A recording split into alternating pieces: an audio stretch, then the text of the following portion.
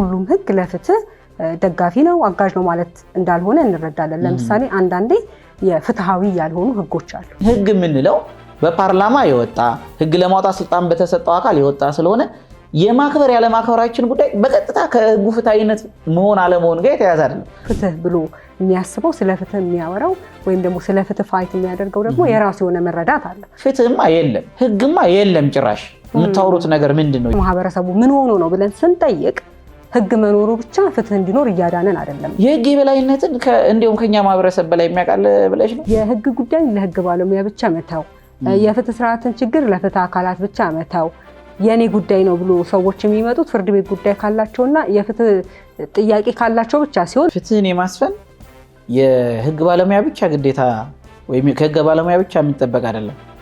ፍትሃዊነት እውነት ነው ትክክል ነው እስካልን ድረስ እያንዳንዳችን በህይወታችንም የምንተገብረው ነው።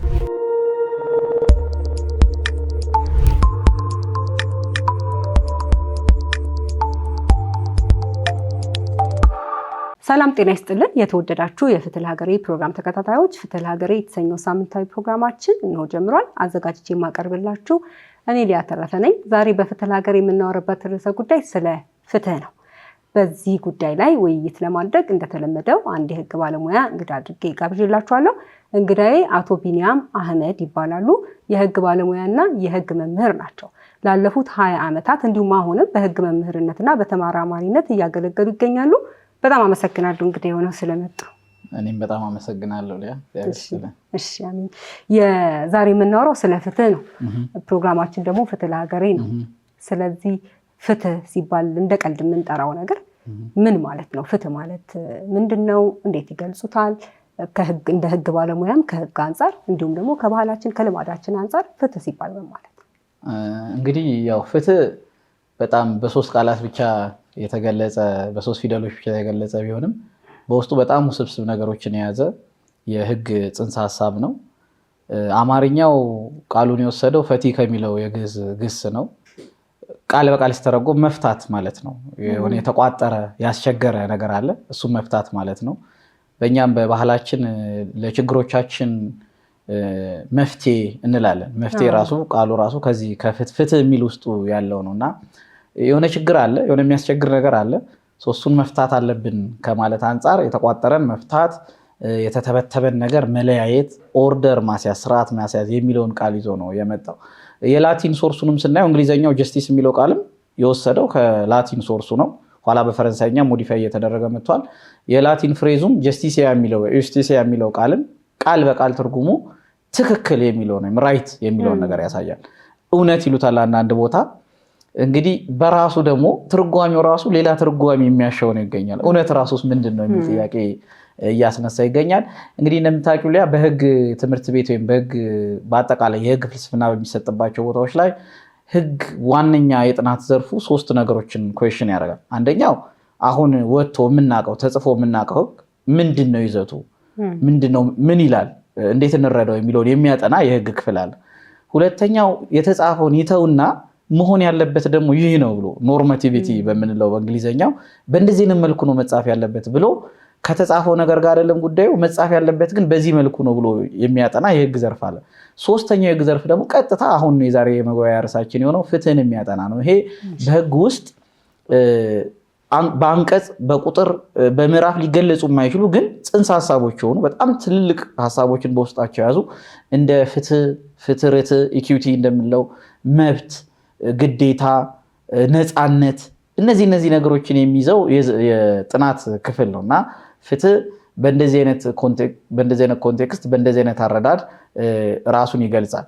ከአርስቶትል ጊዜ ጀምሮ ነው እንግዲህ ፍትህን ለመፍታት የሚጀምረው። ቅድመ ልደተ ክርስቶስ 300 ምናምን ዓመት ማለት ነው። ከዛ ጊዜ ጀምሮ የነበሩ ራሳቸው የህግ ባለሙያ ባይሆኑ በወቅቱ ግን የማህበረሰቡን አስተሳሰብ ላይ ከፍተኛ ተጽዕኖ መፍጠር የሚችሉ ሰዎች ስለነበሩ በዚህ በፍልስፍና ዘርፋቸው በጣም ከፍተኛ ጥያቄ ሆኖ የተነሳው የፍትህ ጉዳይ ነውና ፍትህ ምንድነው እያሉ ለመተርጎም ሞክረዋል። ዛሬ ድረስ በጣም በስፋት ብዙ የህግ ሊቃውንት የሚጠቀሙበት ወደ ህግም አንቀጽ ቁጥር ተሰጥቶ ተለውጦ የምናገኘው የፍትህ አረዳድ በዋናነት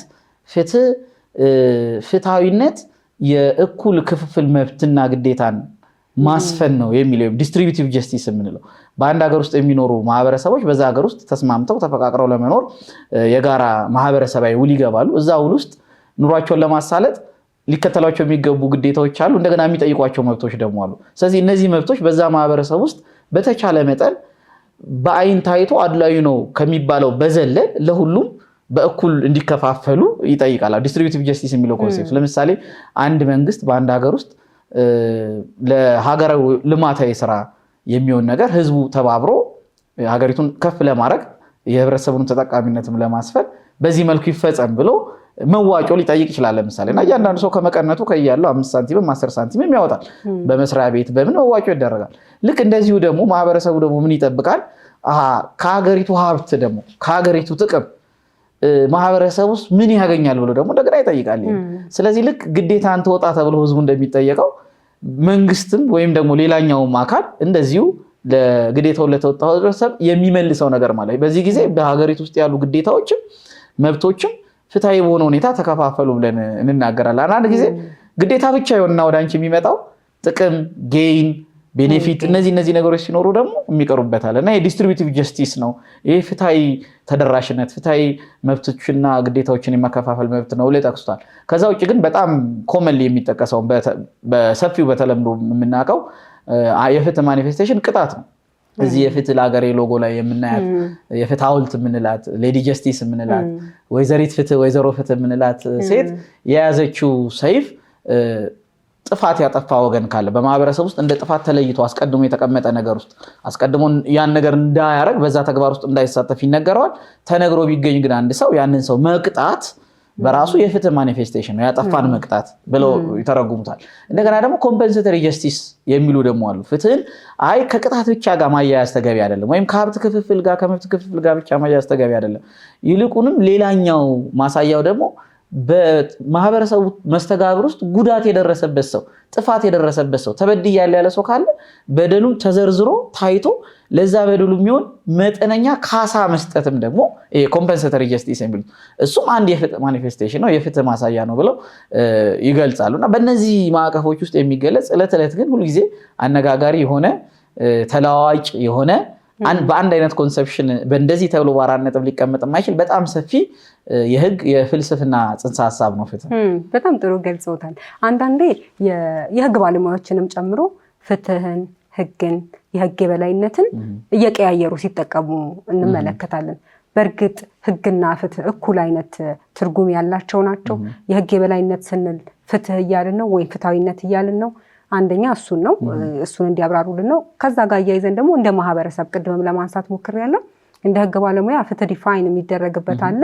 ቅድም ገልጸውልናል። የህግ ባለሙያ ያልነበሩ ቀድሞ የነበሩ ከክርስቶስ ልደት በፊት ራሱ ስለ ፍትህ ሲወራ እንደዚህ ነው የሚባለው ብለው የሰጡን ትርጉም እንደተጠበቀ ሆኖ፣ ነገር ግን የሀገራችን ሰው ደግሞ ከህግ ባለሙያ ውጭ ያለው ፍትህ ብሎ የሚያስበው ስለ ፍትህ የሚያወራው ወይም ደግሞ ስለ ፍትህ ፋይት የሚያደርገው ደግሞ የራሱ የሆነ መረዳት አለው። ስለዚህ እኛ እንደ ህግ ባለሙያ ወይም ደግሞ እንደ ህግ ፍትህ ተብሎ የሚቀመጠውና ማህበረሰቡ ፍትህ ብሎ የሚይዘው ነገር እኩል አብረው ተናበው የሚሄዱ ይመስሎታል?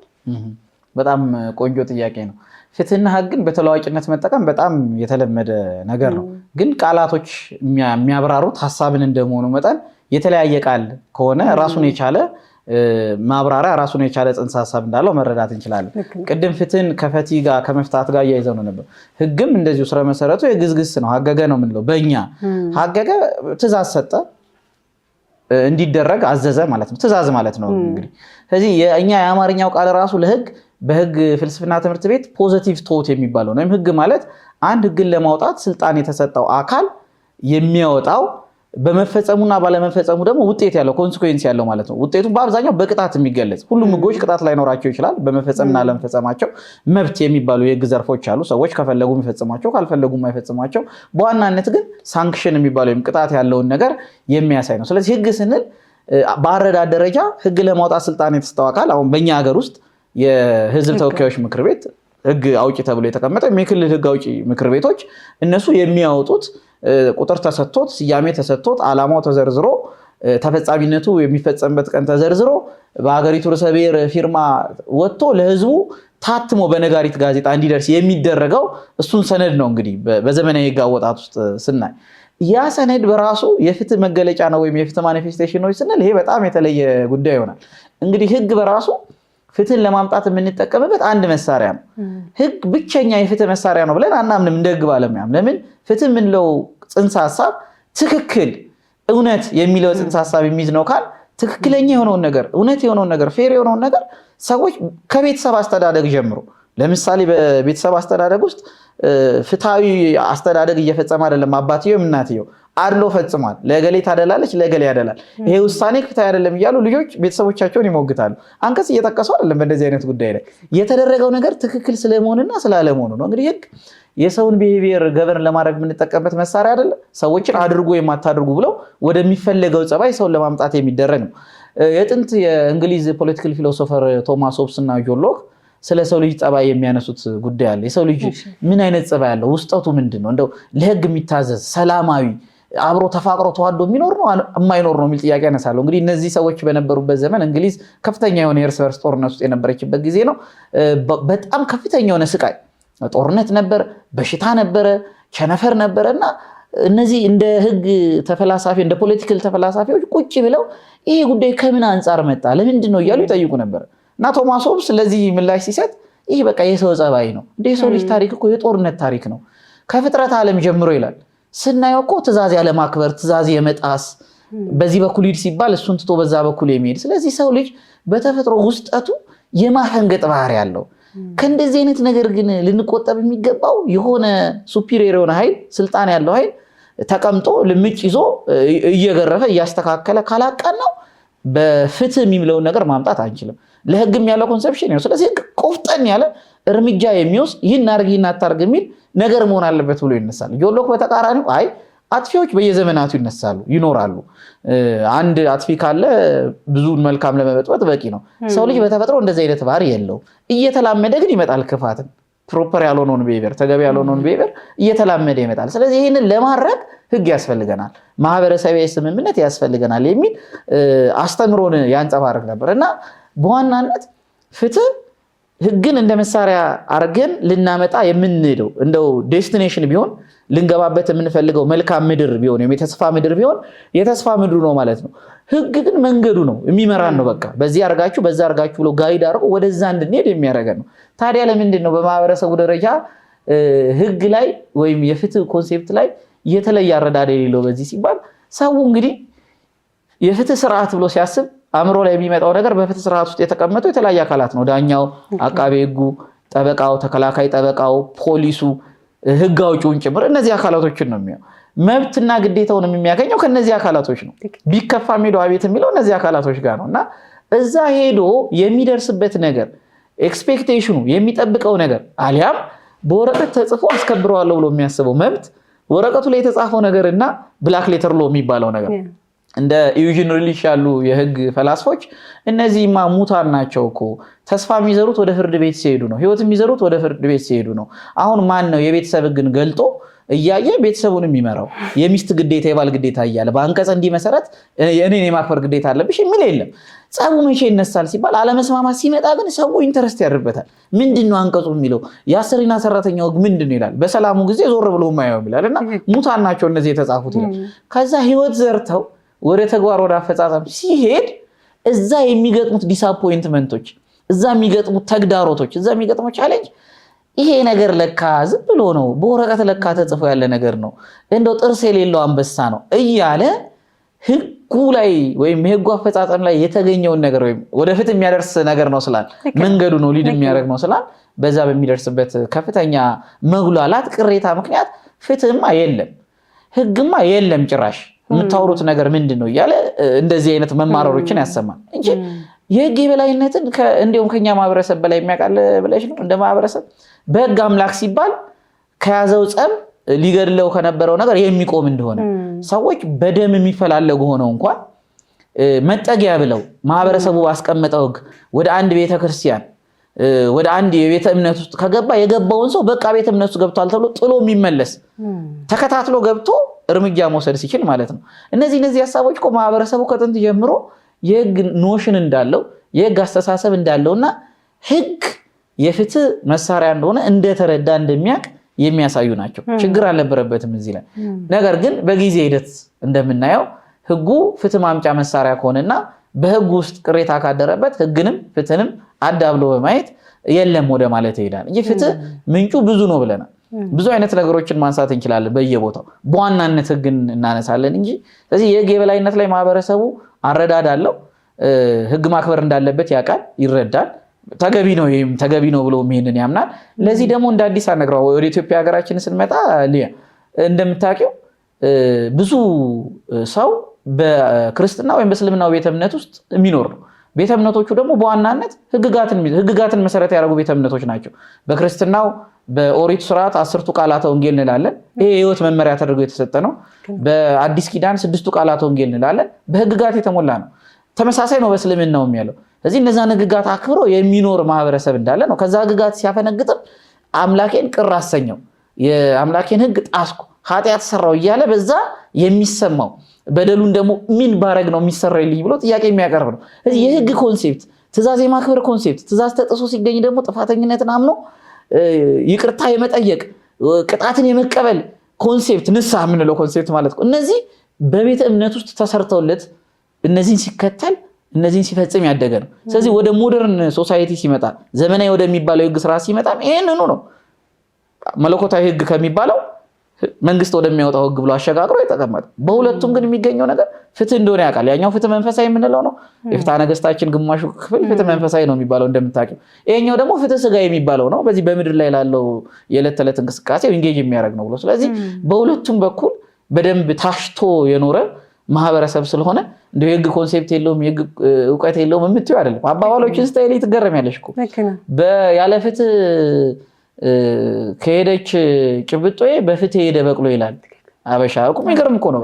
ቫልዩን አይደለም የሚያየው ነገሩ ግን የሄደበት መንገድ ከእጁ ወጣበት መንገድ የተነጠቀበት መንገድ ስርዓታዊና ፍትሃዊ ነው ብሎ ካመን አይቆጨውም። ትልቅ ነገር ቢሆን እንኳን በቅሎ ምን ያህል ሀብት እንደሆነ መገንዘብ እንችላለን እዛ። ነገር ግን ፍትሃዊ ባልሆነ መንገድ ከሱ ደግሞ ከተወሰደበት ፌር አይደለም ብሎ ካመን ይሄ በአድሎ ነው የተደረገብኝ ተገቢ አይደለም ብሎ ደግሞ ሲያም ቁጭቱንም እንደዚህ የሚገልጽበት ነውና በብሔር ብሔረሰቦች ብትሄጂ በየቦታው ስለ ፍትህ እልፍ አላፍ እንትኖች አሉ፣ ጥቅሶች አሉ። እኔ በዚህ በህግ ፍልስፍና ትምህርት አንድ ከምሰጣቸው አሳይመንቶች ተማሪዎችን ከየብሔር ብሔረሰባቸው ከየመጡበት ቦታ ከየአስተዳደጋቸው ከፍትህና ከህግ ጋር የተያዙ ንግግሮችን ምሳሌ ንግግሮችን እንዲያመጡ ነው። በጣም በሚገርምሽ ሁኔታ ማህበረሰቡ ከጥንት ጀምሮ ሰፊ አረዳድ እንዳለው በሚያሳይ መልኩ ቁጥር ስፍር የሌለው አባባል ይመጣል ሰምተን የማናውቀው። እነዚህ አባባሎች ስትፈቻቸው ስትተረጉሚያቸው እዚህ በህግ ባለሙያዎች የሚሰጠው ትንተና የሚያብራሩና ኤክስፓንድ የሚያደርጉ በጣም ኢንተረስቲንግ። አሁን የህግን ስንመለከት አሁን ህግ ለፍትህ እንደ አጋዥ እንደ መንገድ የሚሆን ነው ስንል ብዙ ጊዜ ሁሉም ህግ ለፍትህ ደጋፊ ነው አጋዥ ነው ማለት እንዳልሆነ እንረዳለን። ለምሳሌ አንዳንዴ የፍትሃዊ ያልሆኑ ህጎች አሉ። ህጉ የወጣበት ዓላማ የራስን ኢንተረስት የራስን ፍላጎት ለማሳካት ወይም ደግሞ በአብዛኛው ማህበረሰብ ልንቀበለው ማንችል አንዳንዴ እንደ ህግ ባለሙያ ብዙ ጊዜ አስተውለው ከሆነ ህጎች የሚቀያየሩበት የሚሻሻሉበት የራሳቸው ምክንያት ይኖራሉ። ግን እንደየጊዜው አይነት እንደየፖለቲካው ኢንተረስት እንደ ሁኔታው ህጉ ስላለን እናከብራለን፣ ማክበር ስላለብን መገዛት ስላለብን። ነገር ግን ህጉ ፍትሃዊ አይደለም የሚሉ መከራከሪያዎችን ሌላው ህግ ባለሙያ ያልሆነ ማህበረሰብ ቀርቶ እኛም እንደ ህግ ባለሙያ አሁንም ድረስ የምንጠይቃቸው ጥያቄ ምልክት ያደረግንባቸው በርካታ ህጎች ይኖራሉ። እንደዛ ስንል ምናልባት ህግ አለ ማለት ፍትህ አለ ማለት እንዳልሆነ ያሳየናል። ያ ማለት ህግና ፍትህን አብረን ቀያይረን ልንጠቀምበት እንደማንችል ያሳያል። ከዛ በተጨማሪ ደግሞ አንዳንዴ ምናልባት የሚጋሩት ከሆነ እኔም አምናለሁ ማህበረሰቡ ትክክል ነው ለፍትህ ለህግ የበላይነት ለህግ የሚሰጠው አክብሮት ከባህሉ ከልማዱ ከሃይማኖቱ ከሚመራበት መርህ ስንነሳ ብናስተምረውም ባናስተምረውም ህግ ቢኖርም ባይኖርም ስርዓት ጠብቆ የሚሄድ ነው ልንል እንችላለን። አሁን በቅርብ ጊዜ ምናልባት በጣም ከጥቂት ዓመታት ወደዛ እየሰማን ስላለነው ነገር ከሃይማኖትም ከህግም ከብዙ ነገር የራቀና ከሞራል በጣም እጅግ በራቀ መልኩ የሚፈጸሙ ነገሮችን ስንመለከት ማህበረሰቡ ምን ሆኖ ነው ብለን ስንጠይቅ ህግ መኖሩ ብቻ ፍትህ እንዲኖር እያዳነን አይደለም። ወይም ህግ መኖሩ ብቻ ሰላም እንዲኖር ሰው ተከባብሮ እንዲኖር አይደለ ህግን አክብሮ እንዲኖር እያደረገ አይደለም። ምናልባት ስለ ህግ የበላይነት ስናወራ የህግ የበላይነት የሚለው ኮንሰፕት ለፍትህ አጋዥ እንደሆነ ከመረዳት ይልቅ ለመንግስት ፍላጎት ማስፈጸሚያ እንደሆነ የመገንዘብ አይነት አዝማሚያ አያዩም ወይ? የእርሶ ደግሞ ምልከታ የህግ ጉዳዮች ላይ እንደሚመራመር አንድ ባለሙያና እንደ ህግ መምህር ደግሞ ማህበረሰቡ የህግ የበላይነትን ከፍትህና ከመንግስት አካላት በእርግጥ መንግስት ነው ህግ የሚያወጣው ህግ አስፈጻሚውም ህግ ተርጓሚውም ግን ሁለቱን ነጥሎ ሊያ የሚችልበት እንደው ልናሰምር የምንችለው መስመር አለ። በጣም ኢንትረስቲንግ ጉዳይ ነው ያነሳሽው። እንግዲህ ራሱ ህግ ለምንድን ነው የምናከብረው? ለምንድን ነው አንድ ሰው ህግን የሚያከብረው? ምንድነው ኮዙ ምንድነው? ወይም እንዳከብረው የሚያስገድደኝ ነገር ምንድነው? ይሄም በዚህ በህግ ጽንሰ ሐሳብ ውስጥ በስፋት የሚተነተን ሐሳብ ነው። ቫሊዲቲው ከየት ይመነጫል? የዚህ ህግ ተቀባይነት ከየት ይመነጫል የሚል እንደ ቮን ሳቪኝ ያሉ የጀርመን ምሁራን የአንድ ህግ ተቀባይነት ከማህበረሰቡ በመውጣቱ ምክንያት ወይም የማህበረሰቡ ኢሜጅ የማህበረሰቡ መልክ ስለሆነ ማህበረሰቡ እንዲቀበለው ግዴታ እንጥልበታለን የሚል ሐሳብ ነበራቸው። እንዲያው በራሱ በማህበረሰቡን የሚመስል ነገር ስለሆነ ይላል። እንግዲህ ይሄ ኤሌመንት እንዳለ የምታየው የኢትዮጵያ ፍትሐ ብሔር ህግ መግቢያ ላይ ቀዳማዊ ኃይለ ሥላሴ የጻፉት አንድ መልእክት አለ። በፍትሐ ብሔር ህግ መግቢያ ላይ የሚገኝ ነው። ምን ብለዋል? እንግዲህ ስጋት አድሮባቸዋል። ለረጅም ዘመን ኢትዮጵያ በፍትሐ ነገሥት ተዳዳር ቆይታለች። ህጉ ማህበረሰቡ ውስጥ በጣም በስፋት ሰርጾ ባይገባም እንዳለው ማህበረሰቡ ለእምነቱ ካለውና እምነቱን ከማክበሩ ላይ በመነሳት ይሄ መጽሐፍ ደግሞ የእምነት መጽሐፍ ነው ከሚለው አንፃር ተቀብሎት የሚያውቁት ሰዎች ጥቂት ቢሆኑም በቤተ ክህነቱ በቤተ መንግስቱ አካባቢ ያሉ ሰዎች ቢሆኑም በቤተ እምነት አካባቢ ቢሆኑም ጉዳይ ሲኖረው ግን በዚሁ መጽሐፍ እየተዳኘ ረጅም ጊዜ ቆይቷል። አሁን ከዚህ ወደ ምን ሽግግር ሊያደርጉ ነው? ወደ ዘመናዊ ህግጋት ወደሚባሉ ከአውሮፓ የህግ ሲስተም ወደ ተቀዱ በአንድ ተጠርዘው ኮዲፋይድ ወደ ተደረጉ ህግጋት ሊሄዱ ነው። እንግዲህ 1952 ዓ.ም ኦልሞስት ሁሉንም የህግ ስርዓቶች ማለት ይቻላል ሙሉ በሙሉ ወደዚህ ኮዲፊኬሽን ወደሚባል ተመሳሳይ የንግድ ህግ፣ የባህር ህግ፣ የፍትሐ ብሔር ህግ እየተባለ ደግሞ ቀጥሎ እንዲሁ ደግሞ የስነ ስርዓት ህጎች የመጡበት ነው እና ይሄ ፍርሃት እንደነበረባቸው የምትረጁ መግቢያው ላይ በጣም የተደራጀ የህግና የፍትህ አረዳድ አለን ይላሉ። ኢትዮጵያ እንደ ህዝብ ይሄ የተደራጀ የህግና የፍትህ አረዳዳችን ግን ዘመኑን መምሰል ስላለበት ከዘመኑ እድገት ጋር አብሮ መሄድ ስላለበት በዓለም ላይ ያሉ የሚባሉ ህግጋትን አይተን ይሄንን ደግሞ ቀስመን መተናል ይላሉ። ይሄ እንግዲህ ማባበያ ነው ለህዝቡ። እየመጣ ያለው ነገር ካንተ ሐሳብ፣ ካንተ ሐሳብ፣ ካንተ ኮንሰፕሽን የራቀ አይደለም የሚለውን ማሳያ ነው። እንደዚህ ተደርጎ ህብረተሰቡ ተቀብሎት የሚመጣ ከሆነ ይመራበታል፣ ያከብረዋል። ሲጥሰውም ኮንሲኩዌንሱን ያውቃል። አማራጭ አጥቶ እንጂ ማክበር እንዳለበት ያውቃል። ወንጀል ሰርቶም እጁን የሚሰጥ ነው። ጥፋት አጥፍቻለሁ ብሎ ጉዳዩን የሚያስረዳ ነው እንጂ ወንጀሉን የሚሸፍን ጥፋቱን የሚሸፍን ህግ ጥሰቱን ሆነ ብሎ ዘይዶ የሚያደርግ ማህበረሰብ አይፈጠርም የሚል አሰምሽን ይዘው ነው በኋላኛው ዘመን ላይ የተነሱ ሰዎች ራሱ ህግን ራሱ እንኳን የፍትህ መሳሪያ ሊሆን የባለ ኃይሎች፣ የባለ መሳሪያዎች፣ የባለ ዕውቀቶች ኢሊት የሚባሉት የባለ ገንዘቦች ኢኮኖሚክ ፓወር ያላቸው ወይም የባለ ኃይሎች ስወርዱን ሰይፎ ያላቸው የነዚህ መጠቀሚያ ነው እንጂ ፍትሃዊነትን ለማስፈን የሚመጣ መሳሪያ አይደለም ብለው የህግ ሳቢዎችንና የፍትህ ሳቢዎችን በአጠቃላይ ፍትህ የሚባል ነገር የለም ብለው ያጥላሉ ምሁራን ተነስተው ነበር። ክሪቲካል ሌጋል ስተዲስ የምንላቸው ነው። ስለዚህ ብዙ ነገሮችን ያነሳሉ። ይሄ የፌሚኒዝም ሙቭመንት፣ የክሪቲካል ሬስ ሙቭመንት እነዚህ ይሄንን የሚያሳይ ነው። በቃ አንድ መንግስት አንድ ስልጣን ላይ ያለ ፓወርፉል ኤንቲቲ ፍላጎት አለው፣ ፖሊሲ አለው፣ ዓላማ አለው፣ እቅድ አለው። ይሄ እቅድ የሚፈጸምበት ፖሊሲ የሚፈጸምበት መሳሪያ ደግሞ ህግ የሚባል መሳሪያ ነው። ስለዚህ ስለ ፍትህ አታውሩ፣ ስለ እኩልነት አታውሩ፣ እነዚህን ኮንሰፕሽኖች አታንሱ።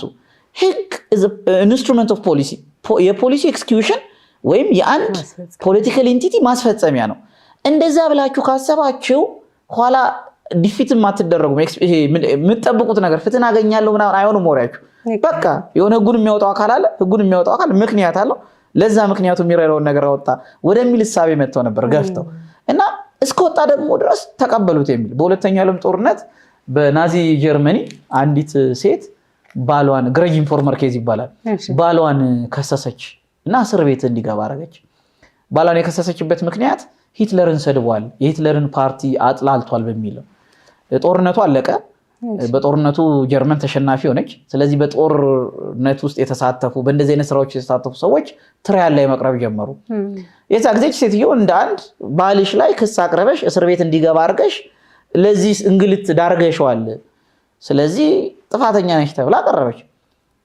ዲፌንሷ ምንድን ነበር? መከላከያው እኔ ፍትሃዊ የሆነ ነገር ነው ያደረኩት እውነትን ነው የፈጸምኩት የሚለው ለምን በወቅቱ የነበረው ህግ የወጣው ህግ ናዚን የሚሰድብ ሂትለርን የሚሰድብ የሚያጥላላ ፓርቲውን የሚያጥላላ ማንኛውም ነገር ከተሰማ ሰምቶ ዝም ማለት በራሱ ወንጀል ነው አለመናገርም ወንጀል ነው ስለዚህ በወቅቱ የነበረውን ህግ ነው የፈጸምኩት ምን አጠፋው ብላ ተናገረች በኢትዮጵያ ውስጥ ተፈጽሞ በነበረው የቀይ ሽብር ትራያል ላይ በስፋት እንደምናውቀው ከዲፌንሶቹ ብዙዎቹ ዲፌንሶች ከነበሩት ውስጥ አንዱ በወቅቱ የነበረውን ህግ ነው የፈጸምነው ምንም አላረግንም የሚል ጉዳይ ነበር ቅድም ወዳልነው ጉዳይ ይመጣል ማህበረሰብ አንድ ህግ ስለሆነ ብቻ ይቀበለዋል ወይስ የህግ ፍትሃዊ መሆን አለመሆኑን እያየ ወደ ፍትህ መንገድ ያንደረድረኛል አንደረድረኝም እያለ ይቀበለዋል ወደሚለው ይመጣል ሶክራተስ እዚህ ላይ እንዲህ ይላል አንጀስት ሎ ኢዝ ኖ ሎ ይላል ህጉ ጀስት ካልሆነ ወደ ፍትህ መንገድ ወደ እኩልነት መንገድ ካላመጣን ወደዛ እንድንደረደር ካላረገን ህግ አይደለም መቀበል የለብንም ይላል ሶክራተስ እኮ የግሪክ ማህበረሰብ ወጣቶችን አእምሮ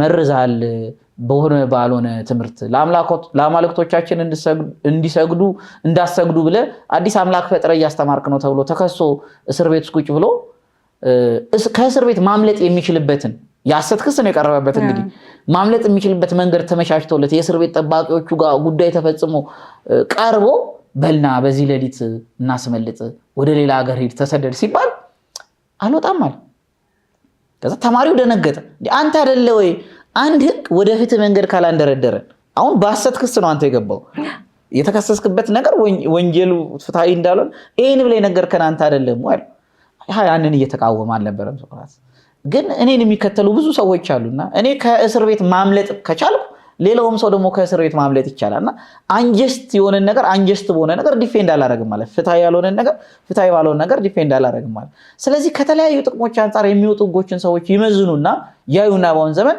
ፍትሃዊ ነው ፍትሃዊ አይደለም ብለው ጀስቲፊኬሽን ወይ ምክንያት አይነት ሊያቀርቡ ይችላሉ አሁን ባለው ስርዓት ግን ህግ የምንለው በፓርላማ የወጣ ህግ ለማውጣት ስልጣን በተሰጠው አካል የወጣ ስለሆነ የማክበር ያለ ማክበራችን ጉዳይ በቀጥታ ከህጉ ፍትሃዊነት መሆን አለመሆን ጋር የተያያዘ አይደለም አንድ ነጋዴን ሄደሽ የምትከፍለው ግብር ፍትሃዊ ነው ወይ ብትዩ ምን ያሉ ሰው በፈገግታ ትክክል ነው ብሎ ይቀበልሻል አንድ ወንጀል ስርዓት ውስጥ በወንጀል ተሳትፎ የነበረ በወንጀል ስርዓት ውስጥ ሄዶ ውሳኔ ያረፈበትን ሰው ሄደሽ የተበየነብህ ፍርድ ፍትሃዊ ነው ወይ ብትዩ ከራሱ ምክንያቱም እያንዳንዱ ሰው የራሱ የሆነ እይታ የራሱ ጥቅም ቪው ፖይንት ነገሮችን የሚያይበት አንግል ስላለ እያንዳንዱ ከሚያወጣው ነገር ጋር ይሄ ፍትሃዊ ነው ፍትሃዊ አይደለም ብሎ ሪዝን ሊያደርግ ይችላል ከማክበሩ ጋር የሚገናኝ አይደለም ነው እሱ ሀገሪቱ ውስጥ ህግ ተብሎ እስከወጣና በዛ ሀገር ጁሪስዲክሽን ውስጥ ከኖረ ድረስ አንድ ሰው ያንን እንዲያከብር ይገደዳል እያከበረ ግን አርጊው ማድረግ ይችላል ህጉ ስላለ አውቶማቲካሊ ፍትህን አስፍኖ ማለት ስላልሆነ ያንን ስለማያሳይ ለዛ ነው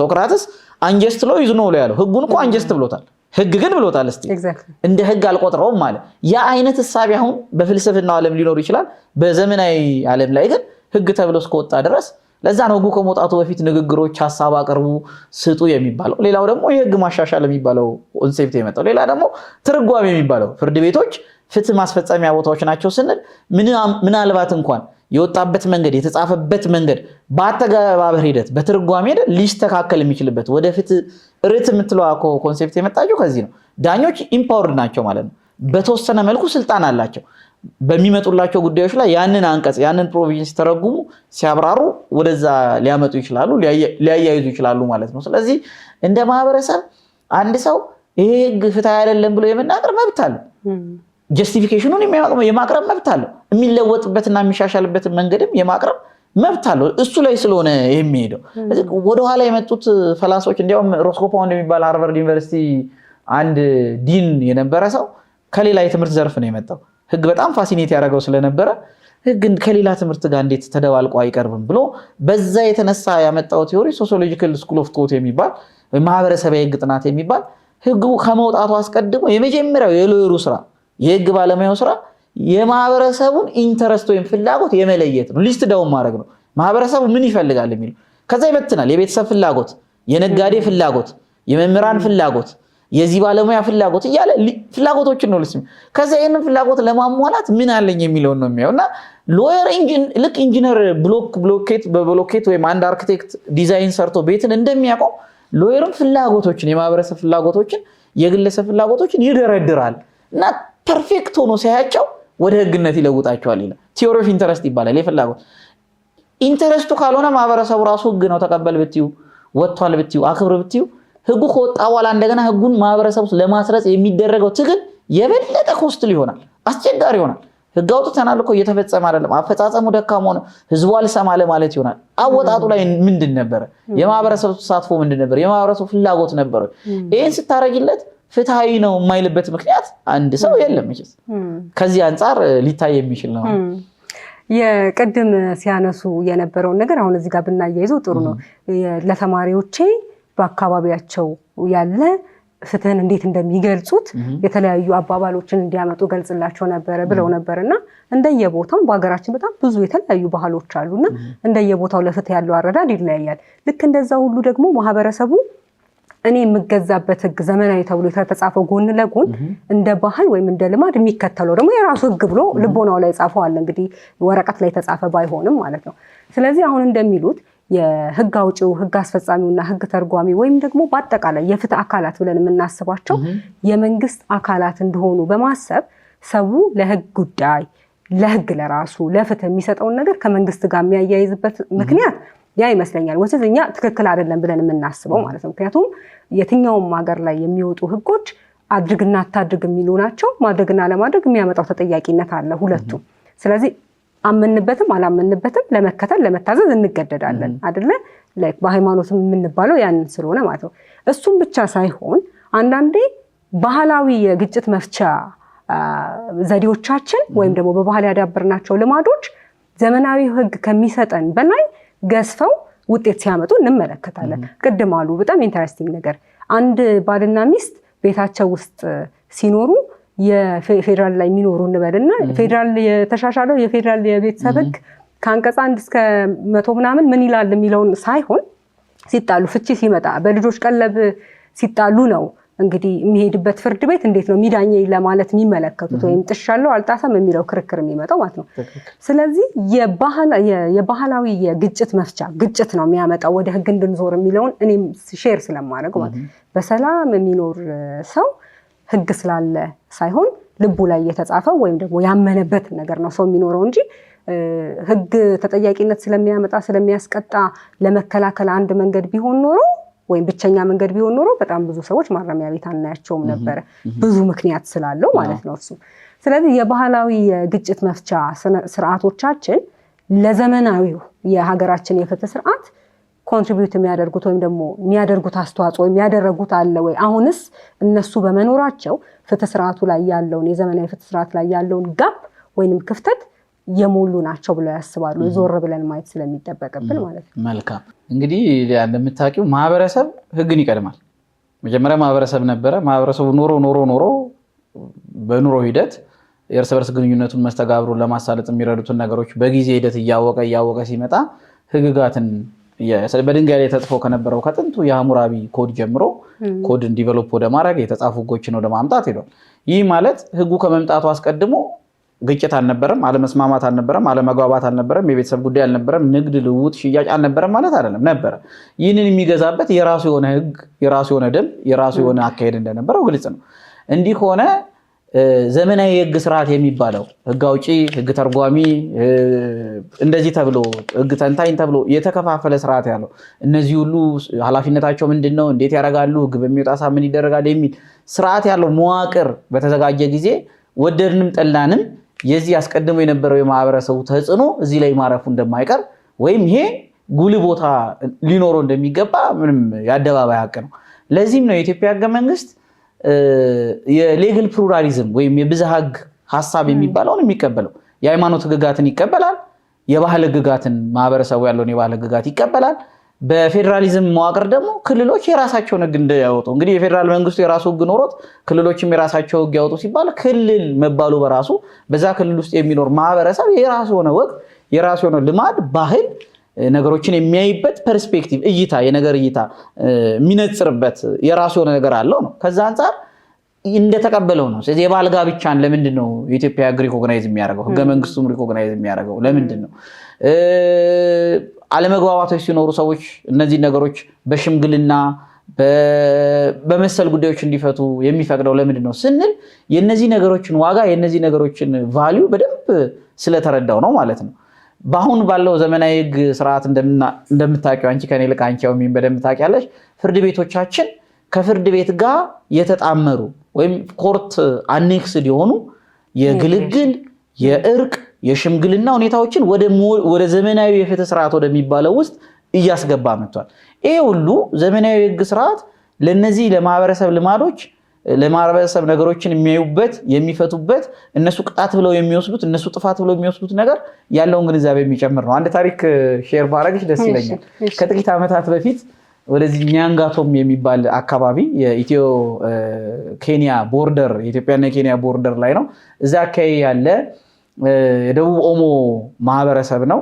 በአዲስ አበባ ዩኒቨርሲቲ የሚሰራ ከግጦሽ መሬት ጋር በተያያዘ ህብረተሰቡ ያው አርብቶ አደር ነው፣ ከፊል አርብቶ አደር ነው። ከቦታ ቦታ ከብት ይዞ ይንቀሳቀሳል። ከሳር ግጦሽ ጋር በተያያዘ የግጦሽ መሬት ከንጹህ ውሃ ጋር በተያያዘ ግጭት ውስጥ ይገባሉ ብዙ ጊዜ እና ይሄንን ለመፍታት አንድ ኤንጂኦ ከአዲስ አበባ ዩኒቨርሲቲ ጋር በመተባበር አንድ ስራ ይሰራ ነበር እና እኛ የህግ ባለሙያዎች ስለሆንን ለማህበረሰቡ የሚበጅ ህግ እንድታወጡ ሄዳችሁ አናግራችሁ አማክራችሁ ህግ እንድታወጡ ተብሎ ይሄ በጣም ቀላል ስራ ነው ብለን ሄደን የተወሰነ ቡድን ሄዶ ኮሚቴ ሄዶ ማህበረሰቡን አዋይቶ ችግሩ ምንድነው የሚያጋጫችሁ ይሄንን ላውጦ ህግ ድራፍት አድርጎ የግጦሽ መሬት አጠቃቀምን በሚመለከት ደንብ ተብሎ የማህበረሰቡ ሽማግሌዎች በተገኙበት እየተነበበ በቋንቋቸው እየተተረጎመ እንዲነገር እንግዲህ እዛ ላይ አንድ ያስገባ ነው አንቀጽ ግጦሽ መሬቱን የሚጠቀሙበት ጊዜ ገደብ ተቀምጧል። በዛ ጊዜ ገደብ ከዛ ጊዜ ገደብ ውጭ ከብቶችን ያስገባ ወይም ደግሞ ለግጦሽ መሬት እንዳይሆኑ ተብሎ የተከለሉ መሬቶች አሉ ወደዛ ያስገባ እያል እንደ ጥፋት በመቁጠር የቅጣት አይነቶች ይዘርዝራል። የቅጣት አይነቶቹ በዘመናዊ ህግ ስርዓት ውስጥ የተቀመጠው አይነት የገንዘብ መቀጮን እስር የሚል ሐሳብም ማስገብተናል። ቀላል እስራት እንደዚህ መሰል ነገሮችን አስገብተናል። ይሄ ሲነበብ የሀገር ሽማግሌዎቹ በጣም ተቆጡ። ምን ማለት ነው አሉ። ይገርምሻል ቅጣት ብሎ እንዴት ሰው ይታሰራል አሉ። የራሳችንን ወገን የራሳችንን ያጠፋ ልጅ እንዴት እናስረዋለን አሉ። እንዴት ለሶስተኛ አካል እንሰጣለን አሉ። እዛ ያለውን የመንግስት መዋቅር እንደው ከማህበረሰቡ እንደ ሶስተኛ አካል ቆጥሮታል። እንዴት ወደ እስር ቤት ወደ ቀበሌ እንዲታሰር እንዴት ለሊቀ መንበር አሳልፈን እንሰጣለን? ይስተካከላሉ። ጥሩ መጣችሁ ሆነ አብላሻችሁታሉ። እና ምን ይስተካከል ሲባሉ አንደኛ መቀጮ ስኳር ይሄን ያህል ኪሎ ስኳር ያስገባ እዛ ቡና የሚፈሉበት የራሳቸው ባላላቸው የቡና ይሄን ያህል ቡና ያስገባ አይሽ እንደ ቅጣት ይሄ እንግዲህ የሚቀጣ ወገን በጣም ፈርቶ በቃ አካባቢው በጣም ወደ ጠረፍ የቀረበ ነው። የዚህ ነገር አገልግሎትም ላይኖር ይችላል። ማህበረሰቡ ህብረተሰቡን የሚቀጣበት የሀገር ሽማግሌዎቹ ትክክለኛውን ቅጣት ውጤት የሚያመጣውን ቅጣት ያውቁታል። እንደዚህ ተብሎ ቢጻፍ እንደማይደረግም ያውቁታል። ስለዚህ ከዚህ ከመሀል ሀገር የሄደው የዘመናዊ ህግ በሚለው እሳቤ የነበረውን ቅጣት ቢፈጸም ኖሮ ጉዳዩ ተደባብሶ ይቀራል። የሚፈለገውን ውጤትን ማምጣት አንችልም ነበር። ባሉት መሰረት እንደገና መልሰን ሄድን። ይሄ ኢትዮጵያ በሀገር ደረጃም የተረዳችው ይመስላል። የፍትህ ምርምር ጥናት ተቋም ረጅም ጊዜ ሰጥቶ ባለሙያዎችን መድቦ በተለያዩ የኢትዮጵያ የሀገሪቱ ክፍሎች ውስጥ ያሉ ባህላዊ ህጎችን የማሰባሰብ ስራ ይሰራ እንደነበር አውቃለሁ። ከዩኒቨርሲቲ ጋር በነበረው ሊንክ ብዙዎቹንም ያውም በህትመት ፐብሊሳይዝ ተደርገው እንደወጡ አውቃለሁ። በቂ ነው ማለት አይቻልም። ኢትዮጵያ ማለት ከ80 በላይ ብሔር ብሔረሰቦች ያሏት ሀገር በዛው መጠን ከ80 በላይ የህግ አረዳድ ባህል ወግ አለ ማለት ነው። ስለዚህ እነዚህ ሁሉ ተጨምቀው በአንድ የጋራ ሆኖ ሊያግባቡ ወደሚችሉ ነገሮች ማምጣቱ በራሱ የቻለ ከባድ ነገር ነው። ነገር ግን ኢትዮጵያዊ ፍትህ የሚለው ቃል በዛ ነው ሊተረጎም የሚችለው። አንዱን አግሎ አንዱን ብቻ ጠቅሞ ወይም ከሞደርን የህግ ኮንሰፕሽኖች ተብሎ ፈረንሳይ ፍትሐ ብሔር ህጓን ስንት ጊዜ ያሻሻለች እኛ ከፈረንሳይ ከቀዳም በኋላ እኛ ግን አሁንም ማልማል ላይ ያሉ መሻሻሎች ቢኖሩም እነዛን ኮንሴፕቶች ይዘን እንደው በአፈጻጸም ደረጃ እንደሞት እንኳን የምናውቀው እስቲ ስለ ስም ያለውን ጉዳይ ያገባች ሴት የባሏን የቤተሰብ ስም ትይዛለች ይላል። የቤተሰብ ስም የሚባል ኮንሴፕት እንኳን ሳይኖር እኛ አቶ ሊያ የሚል እንትን የለንም፣ አሰራር የለንም። በአቶ ብለን ሰውን ወይም ወይዘሮ ብለን የወንድ ስም የምንጠራበት አሰራር የለንም፣ ባህል የለንም። ስለ መኖሪያ ስለ አድራሻ የሚያወሩ አንቀጾች አንድ ሰው በጣም ብዙ ሬዚደንስ እና አንድ ዶሚሳይል ይኖረዋል ይላል። መኖሪያ ቤትን በተመለከተ ነው። ቋሚ የመኖሪያ ስፍራ ይኖረዋል አንድ፣ ብዙ ደግሞ ተለዋዋጭ መኖሪያዎች ይኖራቸዋል። ይሄ አውሮፓ ሙቀት ተኮር የሆነ የቤት እንቅስቃሴ የሚያደርግ ዊንተር ሲሆን እዚህ ልሁን ሰመር ሲሆን እዛ ልሁን የሚል 2-3 የቤት ቅንጦት ያለበት አድራሻውን ለማግኘት ለፍርድ ቤት አገልግሎትም ለምን ከባድ በሚሆን ሰዓት የት ላገኘው ተብሎ የሚቀመጥ ኮንሴፕት ነው። እኛ የት እንሄዳለን? ከአንዱ ቤታችን ወዴት እንሄዳለን? መልቲፕሊሲቲ ኦፍ ሬዚደንስ ዶሚሳይል የሚሉ ኮንሴፕቶች ህጉ ከዛው እንዳለ ከነነሱ ቀርቷቸው እዚህ ግን ሲመጣ በተፈለገው መንገድ ሳይማከሩ እንግዲህ የፍትሐ ብሔር ሕጋችንን የቀረጹልን ባለሙያ ረነ ዳቪድ የታወቀ ሕግ ባለሙያ ናቸው። በዓለም ላይም ኢትዮጵያ ፍትሐ ብሔር ሕጉ በጸደቀ ሰዓት መጥተው ነበር። አንድ ጊዜ መጥተው ነበር አሉ አጭር ጊዜ ቆይታ እንጂ ፍጹም በቃ ማህበረሰቡንም አላወቁትም። እንዲያውም ተከሰዋል። ምንድነው ያረጉት? የሕግ ኮሚቴ የሚባል ነበረ የማህበረሰቡን ባህል የሚያውቅ ከያወራጃው ከየንትኑ ተውጣቶ መጥቶ ገነተ ሉል ከትሞ ሕግ ማርቀቁን ስራ ወይም እየተጻፈ ከፈረንሳይ ይመጣ የነበረውን ሕግ እያየ በዚህ መልኩ ይሁን እያለ አስተያየት የሚሰጥ የተወሰነ ግሩፕ ነበር። ያ ግን ሰፊውን ማህበረሰብ ሪፕሬዘንት የሚያደርግ አይደለም። እንዲያውም አንዴ የማስታውሰው የዚህ በገጠራማው የጎንደር አካባቢ የፍትሐ ብሔር ሕጉ በዛ ጊዜ ምስለኔው ነው ዳኛው ነው ለሚያገለግሉ ሰዎች አገልግሎት ላይ እንዲውል ከመሃል ሀገር የመጣ ነው ተብሎ ተሰጣቸው። ምንድነው አሉ ሕግ ነው ይሄ ካሁን ወዲህ ዳኝነት በዚህ ነው የምትሰሩት ተባሉ። እንግዲህ እነሱ ራሳቸው ወግ አላቸው፣ ባህል አላቸው፣ ጸብ የሚያስታርቁበት ሌላ ቆርጦ ደም የተቃባ ሰውን እንኳን የሚያስታርቁበት እንኳን የፍትሐ ብሔር ግንኙነት የውል ግንኙነት ብድር ምናምን ይቅርና እሱን ትተው በዚህ ነው የምታረጉት ተባለ። ተሰጣቸው፣ ተቀበሉ። ከዛ በኋላ ከረጅም ጊዜ በኋላ የግምገማ ጉዞ ተብሎ ከመሃል ሀገር ሰዎች ተመደቡ። እንደገና ሲሄዱ ሰዎቹን ሲያያቸው እዛው በፊት በነበረው ልማዳቸው ነው አሁንም እየዳኙ ያሉት። በማህበረሰቡ ሰላም ይኖራል። እንዴት ነው ተነግሯቸው የለው ሕግ ተሰጥቷቸው የለው ተብሏል። ከመሃል ሀገር የመጣ ሕግ ለካ እንደ ልዩ መጽሐፍ ይሄማ እንደው የሚከፈትን መጽሐፍ አይደለም ብለው እንደ ቅዱስ ነገር ሸፋፍነው ምን ብለው አስቀምጠውታል። ተግባራዊ አድርገውትም አያውቁም። እዚህ ይሄ የሚያሳየው ነገር አለ። ማህበረሰቡ ፍትሐ ብሔር ሕጉ ኖረም አልኖረም የራሱ ሕግ ኖሮት ሲተገብር ሲንቀሳቀስ ነበር። ግን ማህበረሰብ ይለወጣል፣ ያድጋል። ዓለም ወደ አንድ መንደርነት ትመጣለች። ወደድንም አልወደድንም ወደ አንድ ፖለቲካል ኢኮኖሚ እንመጣለን። በዚያን ጊዜ የኛ ያሉን ወጎች የኛ ያሉ ልማዶችም ዓለም በምትሄድበት መንገድ አቅጣጫ ወደ አንድ መንደርነት እየመጣን ስለሆነ ማለት ነው። ግለሰባዊ ሕጎችን ትተን ሀገራት ስለ ኢንተርናሽናል ሎ እያወሩ ስለሆነ የንግድ ሕግ ስትይ በአፍሪካ ሀገር ውስጥ ያሉ ሀገራት ሁሉ የሚጠቀሙበት የንግድ ሕግ ወደ ማለት መተናል። አፍሪካን ኮመርሻል ወደ ማለት መጥተናል። ዓለም አቀፋዊነት ጸባይ እየያዙ ነው። የንግድ ግንኙነቶች፣ የቴሌኮም ግንኙነቶች፣ የሽያጭ ግንኙነቶች፣ ኮመርሽ ኢንቨስትመንት ግንኙነቶች ከዚህ አንጻር ደግሞ ያለንን ነገር ራሱ ለዚህ እንዴት ብቅ ይሆናል ብሎ መጠየቅ ተገቢ ይሆናል። ዘመናዊውንም ነገር ኮምፕሊትሊ መተው ወይ መጣል አይደለም፣ መልሶ ደግሞ ይሄንንም ማየት መተግበር እንደሚገባ ያሳያል። ዳኞችም ሕግ ስርዓት ውስጥ የሚሰማሩ ሰዎችም ሁሉም ባክግራውንድ አላቸው፣ የኋላ ታሪክ አላቸው፣ የመጡበት ቀይ ወንዝ ልማድ አለ እና ኢትዮጵያውያን ሕግን ፍትህን በዜማዎቻቸው በጨዋታዎቻቸው በባህሎቻቸው ውስጥ እያስተሳሰሩት የመጡ ነው። ከዚህ ልንላቀቅ አንችልም። ስለዚህ ዘመናዊ ተብሎ የሚጻፈው ሕግ ውስጥም ይሄው ማዕቀፍ ይሄው ጉዳይ እንደሚኖር የሚካድ ነገር አይደለም እና ሁለቱን አጣጥሞ የሚካሄድበትን ነገር ቢታይ ማህበረሰቡ ይበልጥ የኔ ነው የሚለው የሚቀበለው ፍትሃዊ ነው ብሎ ከየትም ይምጣ ከየትም ከመንግስት አካል መጣ ከሕግ አውጪ አካል መጣ ሳይል እኔን ይመስላል ድምጸቱ የኔ ነው ቃናው የኔ ነው የሚለውን ነገር ወደሚቀበልበት ነገር እንመጣለን ማለት ነው። በዚህ መልኩ እያስተሳሰር ነው ልንሄድ እንችላለን። ሕግ ላይ ማህበረሰቡ ያለው የሚመለከተው እንዴት ነው መሆንስ ያለበት እንዴት ነው የሚለውን አየን። አሁን ደግሞ ወደ ፍትህ ስርዓቱ እንምጣ፣ ሕጉን ወደ ተግባር ወደሚቀይረው ማለት ነው። ብዙ ጊዜ ሰዎች አሁን ያለውን የፍትህ ስርዓት እጅግ የዘገየ መፍትሄ የሚሰጥ ወይም ደግሞ በጣም ውድ የሆነ እንደሆነ ይገልጻሉ።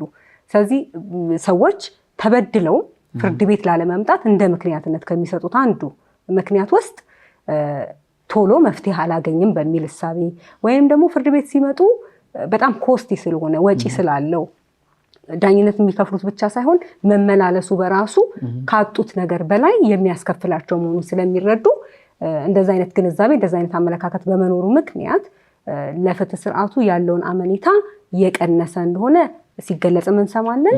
እኛም ደግሞ በአንዳንድ ሁኔታዎች የምንመለከተው አለ። ምን አይነት ማሻሻያ ተደርጎ ህብረተሰቡ ከዚህ እንዲታረቅ ማድረግ ይቻላል ብለው ያስባሉ? ለምሳሌ የባህላዊ የግጭት መፍቻዎቻችን ብቻቸውን መፍትሄ ስላላመጡ ዘመናዊ ሕግ ስለሚያስፈልግ ዘመናዊ ፍትህ ስርዓት ስለሚያስፈልግ ምናምንበት አሁን ያለ የፍትህ ስርዓት አለ። ነገር ግን ሰው ደግሞ አምኖበት የኔ ነው ብሎ ቀርቦ በዚህ ደግሞ አገልግሎት የታሰበለትን ዓላማ እንዲሰጥ ቀልጣፋ ፈጣን አይደለ የዘገየ ፍትህ እንደተነፈገ ይቆጠራል እኮ የዘመናዊ የፍትህ ስርዓት እኮ በረህ ነው። ስለዚህ ይሄንን አምኖ ተቀብሎ ደግሞ ወደዚህ እንዲመጣ ለማድረግ ምን አይነት ማሻሻያዎች ወይም ደግሞ ይሄ ከዚህ ጋር ቢስተካከል የታለመለትን ዓላማ ግብ ላይ ማድረስ ይቻላል ብለው ያስባሉ? መልካም። ያው መነሻችንን ብናይ ይሄ በመንግስትም በጣም የታመነ ጉዳይ ነው። የፍትህ ስርዓት ማሻሻያ ራሱን የቻለ ትልቅ ፕሮጀክት ሆኖ በጣም ትልቅ በጀት ተመድቦለት ዶነሮች፣ በጎ አድራጊዎች፣ ሌሎች ሀገራትም እየተሳተፉበት ፍትህ ላይ የሚሰሩ የመንግስት አካላት የሚሰሩበት ራሱን የቻለ አጀንዳ ነው። ይህ መነሻ ነጥቡ ይመስለኛል መረዳቱ ማለት ነው። በተደጋጋሚ በዓለም አቀፍ ደረጃ ያለ የፍትሃዊነት ኢንዴክስ የሚባል የተለያዩ መለኪያዎች አሉት። አንዱ እንግዲህ ቢያንስ ሰዎች በፍርድ ቤት ሲሄዱ መብታቸውን በምን ያህል ፍጥነት ያገኛሉ፣ እንዴት ይገለገላሉ፣ ያላቸው የእርካታ መጠን ምንድን ነው? ልክ በጤናው ሴክተር ላይ ያለሽ የእርካታ መጠን ምንድን ነው? ታመሽ ሄደሽ መፍትሄ አግኝተሽ ትመለሻለሽ ወይ? መፍትሄ ብለናል አይደል? ፍትህ ትምህርት ሴክተሩ ላይ ያለው እንደሚባለው በተደጋጋሚ የሚደረጉ ጥናቶች የሚያሳዩት ኢትዮጵያውያን በፍትህ ስርዓቱ ላይ ቅሬታ እንዳላቸው ነው። በቃ ዲሳትስፋይድ ናቸው። የዚህ እርካታ የማጣታቸው መንስኤ ምንጭ ምንድን ነው ብሎ ደግሞ ኢሹ አድርጎት መንግስት ይዞት የፍትህ ስርዓት ማሻሻያ ፕሮጀክት ብሎ ከዘመናት በፊትም እየሰራውና እየተገበረ ያለው ነገር ነው። በጣም ጥቃቅን ከሆኑ ነገሮች የሚጀምር ይመስለኛል።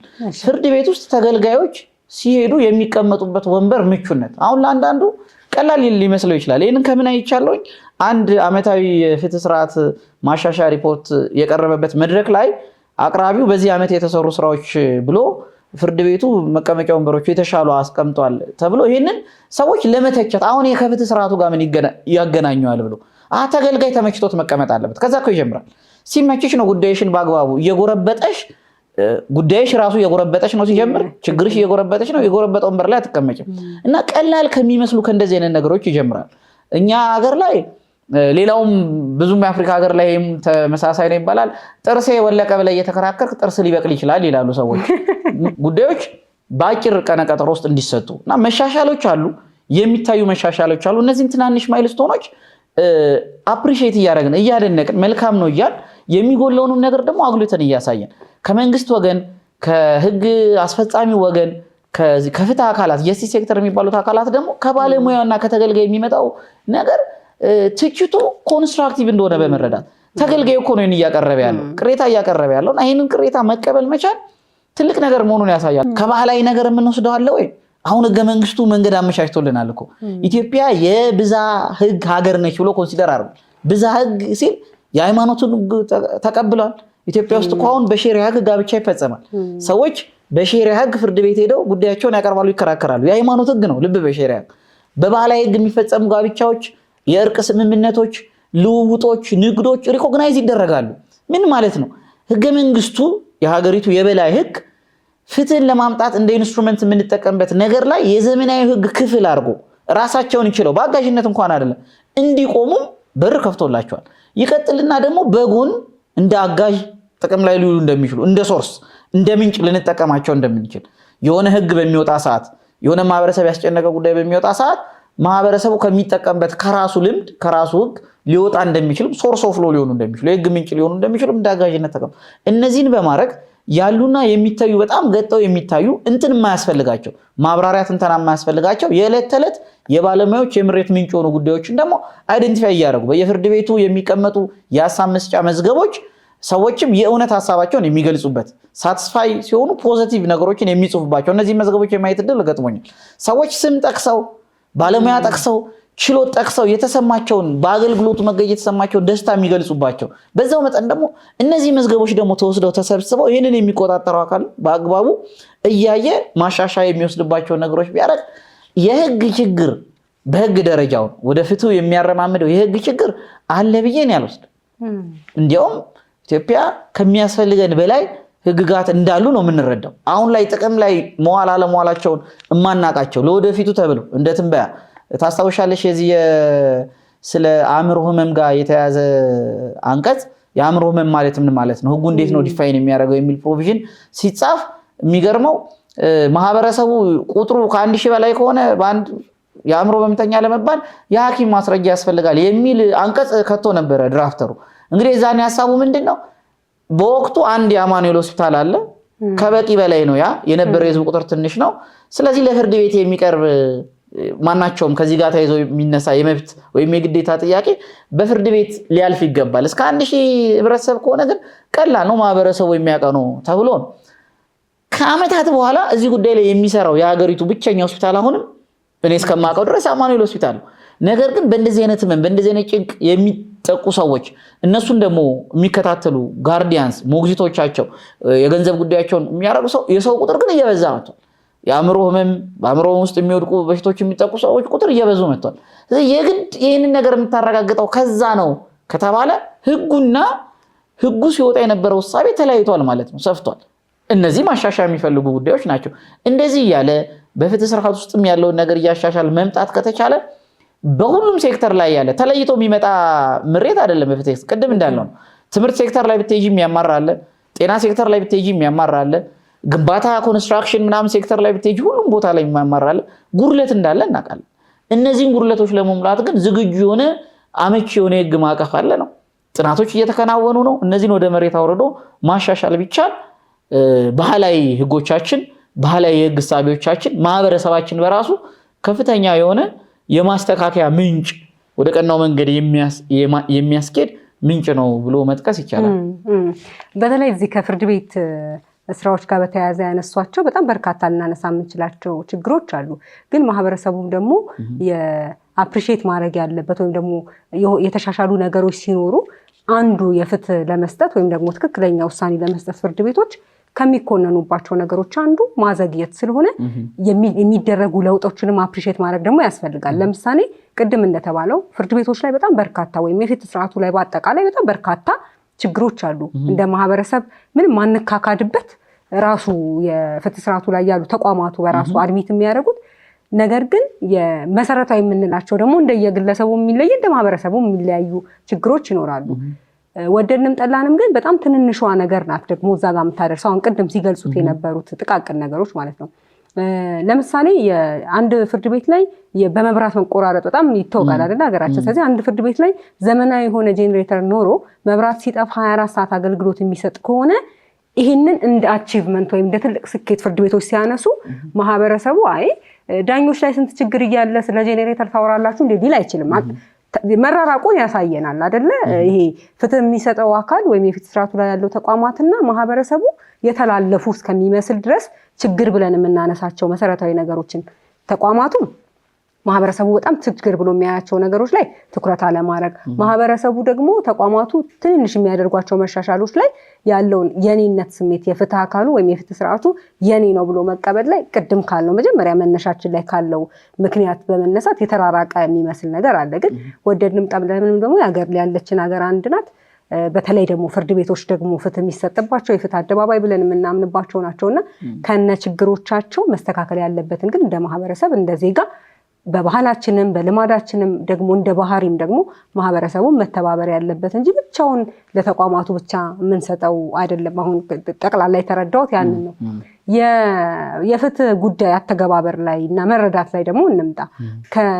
ምናልባት እንግዲህ ሼር ያደረጉት ከሆነ አላቅም፣ የህግ ጉዳይ ለህግ ባለሙያ ብቻ መተው፣ የፍትህ ስርዓትን ችግር ለፍትህ አካላት ብቻ መተው፣ የኔ ጉዳይ ነው ብሎ ሰዎች የሚመጡት ፍርድ ቤት ጉዳይ ካላቸውና የፍትህ ጥያቄ ካላቸው ብቻ ሲሆን አስተውላለሁ። አንዳንዴ አይደለ እነዚህ አይነት ጉዳዮች ላይ ሲመለከታቸው ብቻ ወይም የሚመለከታቸው ጉዳዮች ላይ ነው እንጂ የኔም ጉዳይ ነው ብሎ መሳተፍ ላይ ውስንነት አያለሁ። ስለዚህ የፍትህ ጉዳይን መተግበርና ወይም መረዳትን በሚመለከት ከተማና ገጠር ላይ ልዩነቶች ያሉ ይመስሎታል? አሁን ቅድም ስንል የነበረው ከባህል ከልምድ ጋር ያለው ነገር አሁን ክፍለ ሀገር ስንሄድ ያለውና ዘመናዊ ነን ብለው ደግሞ ከተማ ውስጥ የሚኖሩ ሰዎች ስለ ፍትህ ጉዳይ ያላቸው እንዴት ነው የሚያዩት? ማለት አተገባበርንም ልንል እንችላለን፣ እሱን መጠየቅም ልንል እንችላለን።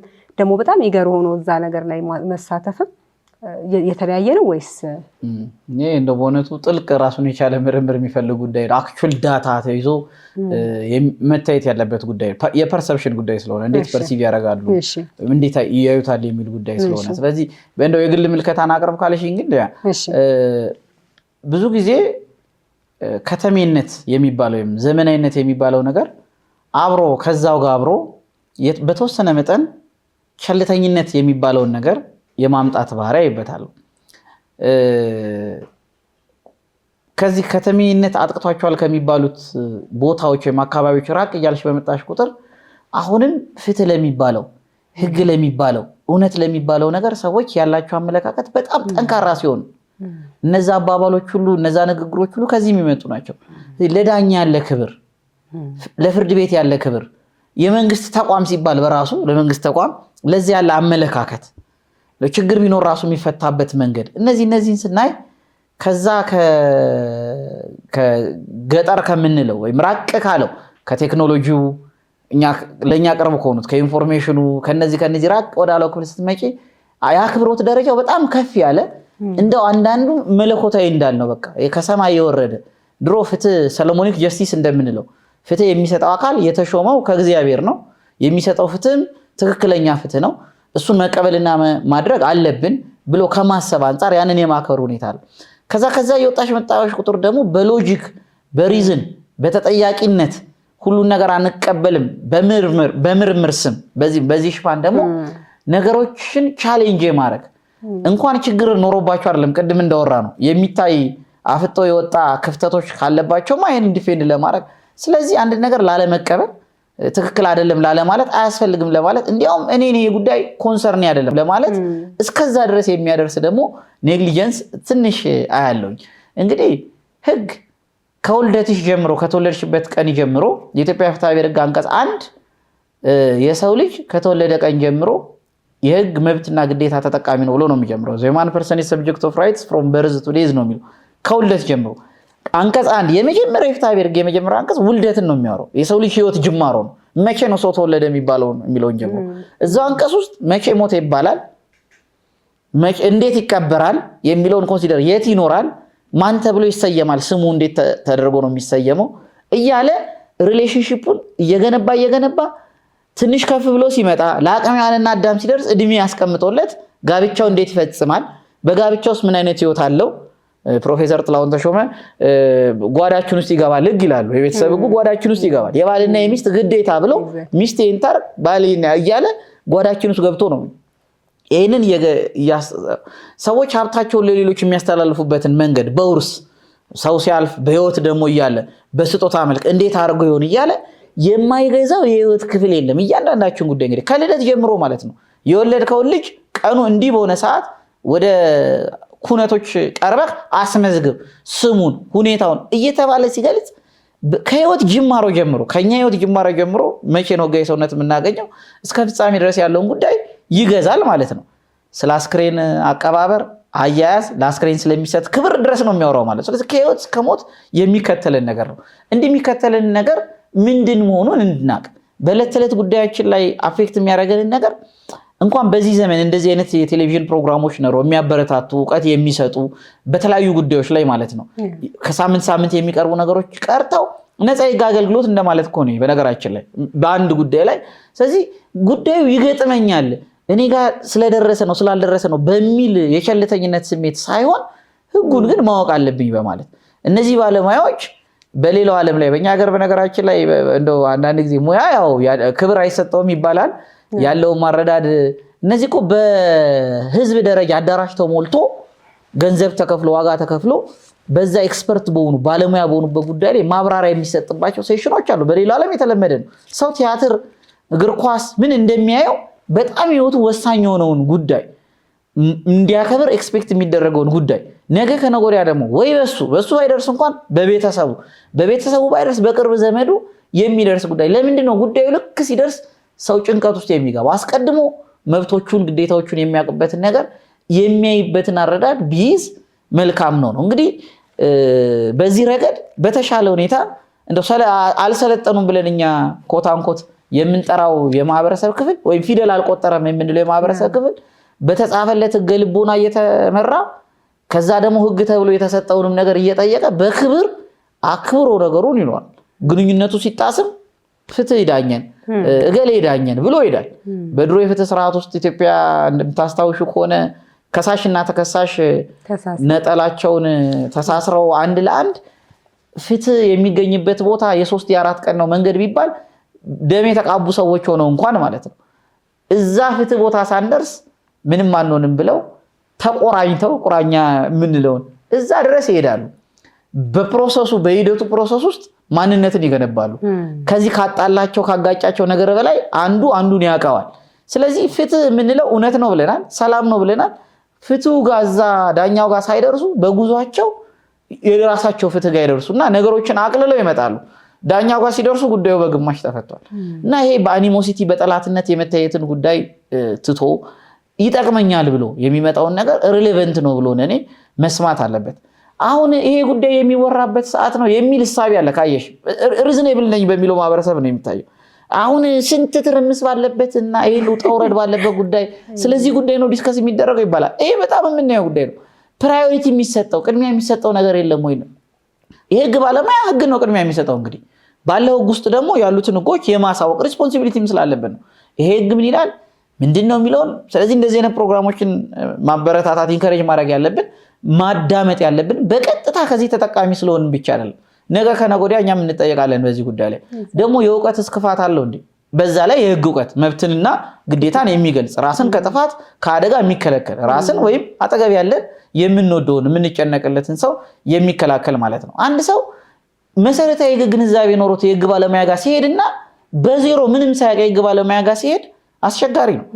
በፍርድ ቤት ፊት ውል ማድረግ አለባቸው የሚለውን አንቀጽ የተረጎሙ አንድ ሁለት ሰዎች ፍርድ ቤቱ ፊት ለፊት ሄደው ይኸው ፊት ለፊት ደርሰናል ብለው ወረቀት ላይ ተጻጽፈዋል ይባላል። እነዚህ ሰዎች እንግዲህ በቃ ሊተራል ኢንተርፕሬቴሽን የገጽ ንባብ የሚባለውን አይተዋል። ፍርድ ቤት ፊት ለፊት የሚለውን ወስደውታል። እንደዚህ ያነሳውና ይህን ጉዳይ የሚያክሰው ወደ ፍርድ ቤት ሲሄድ እኩል እኮ አይደለም። በእነዚህ አይነት ፕሮግራሞች ራሱን በተወሰነ መንገድ ያደረገ ሰው ጉዳይ ሲገጠመው ወደ ህግ ባለሙያ ሲሄድ ህግ ባለሙያው ጋር የሚነገረውን ነገር ተግባብቶ ስራውን ያቀልለታል በነገራችን ላይ እና ብዙ ተጠቃሚ ነው የሚሆነው። በዚህ ረገድ ሙያውን በደንብ የማክበር ሁኔታ እዛ አካባቢ በደንብ የሚታይ ይመስለኛል። ግን ላይ ምልከታ ነው ግን ራሱን የቻለ ጥናት የሚፈልግ ጉዳይ ነው። በጣም ትክክል ነው። አንዳንዴ ሰዎች ችግር ሲገጥማቸው ብቻ ነው ቅድም እንዳልነው ወደ ህግ ጉዳዮች የሚያዩት። ለምሳሌ የውርስ ጉዳይ ሲኖራቸው ስለ ውርስ ጉዳይ ይጠይቃሉ፣ ወንጀል ሲከሰሱ እንደዛ። ግን ቀድመው ቢያውቁ ደግሞ ቀድሞ መጠንቀቅ ያለባቸው በጣም በርካታ ነገር ይኖራል። የእድሜ ክልልና ጊዜስ ለምሳሌ ስለ ፍትህ፣ ስለ ፍትሃዊነት፣ ስለ ህጋዊነት ያለን አረዳድና አተገባበር እንደየእድሜ ክልሉና ወይ በዚህ ጊዜ ቀረ ልንለው የምንችል ነው ወይንስ አይ ተመሳሳይ ነው ጊዜው ወቅቱ ያመጣው ነው ልንል እንችላለን? ፍትህ እውነት ነው ካል፣ ፍትህ ያጠፋን መቅጣት ነው ካል፣ ፍትህ የተበደለን መካስ ነው ካል፣ ይሄ ዘመንን ጠብቆ የሚለዋወጥ የሚቀያየር ነገር አይደለም። ጉዳዩ ሊለያይ ይችላል፣ ኢንቴንሲቲው ሊለያይ ይችላል። ነገር ግን በሁሉም የእድሜ የዘመን ክልል ውስጥ በሁሉም የመንግስት ስርዓት ውስጥ በየትኛውም የመንግስት ስርዓት ይሁን የሚከተለው አይዲዮሎጂ ምንም አይነት ይሁን ጥፋት ተብሎ በግ የተቀመጠ ነገር ካለ ያንን ጥፋት የፈጸመውን ተከታትሎ ጥፋት እንደሆነ አሳውቆ ቅጣቱን መስጠት፣ የተበደለውን ወገን ጠይቆ በደሉን መርምሮ መዝኖ ለበደሉ ካሳ ሊሆን ይችላል ተብሎ በማህበረሰቡ የተስማማንበት ነው። ምግቡ ያስቀመጠው አንዳንድ ካሳዎች በገንዘብም ይሁን በሌላ ነገር ሊካሱ የሚችሉ አንዳንድ ማጣቶች፣ አንዳንድ ጉድለቶች በምን መንገድ ሊካሱ የሚችሉ አይደለም በሰዋዩ ነገር ግን ከባዶ እንዲደረግ ተብሎ እንደ ካሳ የሚቀመጡ ነገሮችን በመፈጸም አለበለዚያም በማህበረሰብ ውስጥ ያለ መብትንና ግዴታን ሀብትንና ዕዳን በሚታይ መልኩ ፍትሃዊ በሆነ መልኩ ማከፋፈል መስጠት፣ ተደራሽ በሆነ መልኩ ለሰው መስጠት። ይሄ ከሆነ ሐሳባችን ይሄ በእድሜ ክልልና በዘመን ልንለውጠው ልናሻሽለው የምንችለው ጉዳይ አይደለም። ሁሌ በእንደዚህ አይነት መስኩ ይሄንን አይነት ቃና ይዞ ይሄንን ኤሌመንት ይዞ የሚሄድ ነው ማለት ነው። ዘላለማዊ ጥያቄ ሆነ ይቀጥላል። ሂደቱም መልሱም በዚሁ መልኩን እየቀያየረ በተወሰነ መልኩ ነገር ግን ዋናውን ነገር አማዱን ይሄ ፍሬምወርክ የምንለው ነገር ሳይቀየር ይዞ የሚቀጥል ይሆናል።